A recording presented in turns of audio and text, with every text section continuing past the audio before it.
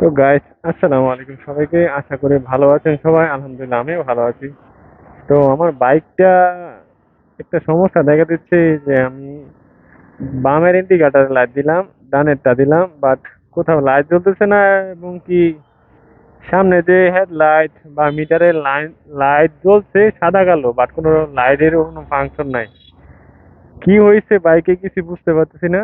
But এমনি bike চলতেছে, সবই ঠিক আছে, কিন্তু রাতের বেলা বাইক চালাতে পারবো না। ওই আর কি, কোনো ইন্ডিকেটার ডানে বামে যাওয়ার কোনো সিগন্যালই কাজ করতেছে না।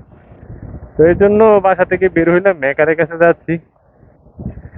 তো বাসা থেকে মেকারের দূরত্ব মোটামুটি 5-6 কিলোমিটার দূরে যাইতে হবে। মানে ইন্ডিকেটার ছাড়া বাইক চালানো যায়, তো একটা রিস্ক। এই একটা সমস্যা। আর একটা সমস্যা হচ্ছে চাকার ওই বাম পাশে। বাইক থেকে নামার পরে আপনাদের দেখাবো। তো দুইটা সমস্যা নিয়ে মেকারের কাছে যাচ্ছি। আরেকটা ভিডিওতে মেকারে কি সমস্যা ধরে বা কি হয়েছে সেটা জানানোর চেষ্টা করব। তো এরকম সমস্যার সম্মুখীন কেউ কি হয়েছেন কখনো, অবশ্যই আমাকে জানাবেন, আমার অনেক উপকার হয়।